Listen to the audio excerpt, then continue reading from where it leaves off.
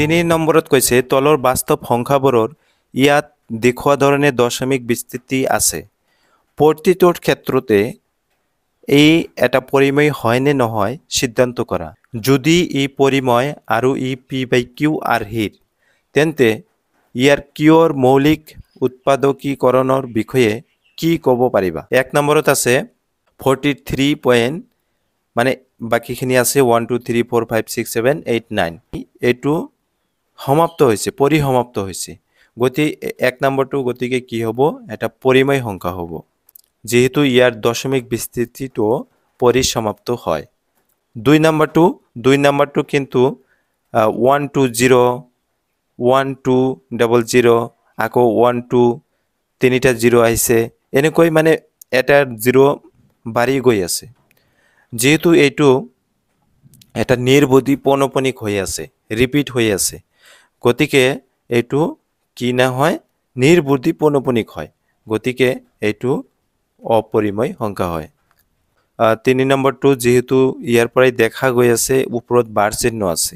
বাৰ চিহ্ন যেহেতু আছে এইটো ৰিপিট হৈ আছে বাৰ চিহ্ন থকা মানে পুনৰাবৃত্তি এইটো একেই সংখ্যা বাৰে বাৰে ৰিপিট হৈ আছে অৰ্থাৎ এই সংখ্যাটোই আকৌ আহিব বাৰে বাৰে এই সংখ্যাটো যিমান বাৰ কৰিব বাৰে বাৰে একেই সংখ্যা ৰিপিট হৈ থাকিব কিন্তু এই 2 নম্বৰটোত কিন্তু একেই সংখ্যা ৰিপিট হোৱা নাই মানে বাৰে বাৰে আহি আছে কিন্তু একেই সংখ্যা আহা নাই চেঞ্জ হৈ আছে কিন্তু 3 নম্বৰটো কিন্তু একেই সংখ্যা ৰিপিট হৈ আছে গতিকে 3 নম্বৰটো কি হয় এটা পৰিমেয় সংখ্যা হয়।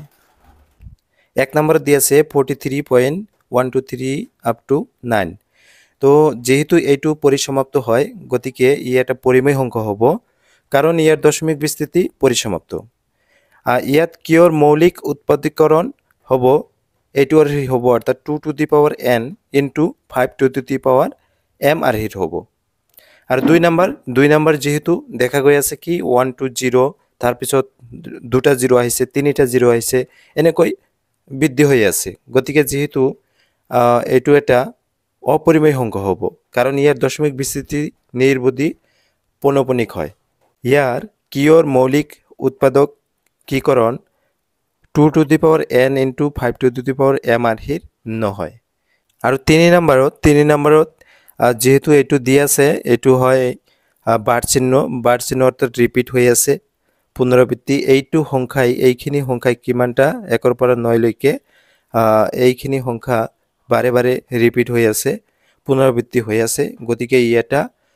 পৰিমেয় সংখ্যা হ'ব কাৰণ ইয়াৰ দশমিক বিস্তৃতিটো পৰিসমাপ্ত। ইয়াৰ কিউৰ মৌলিক উৎপাদকীকৰণ 2 to the power n into 5 to the power m আৰ্হিৰ হ'ব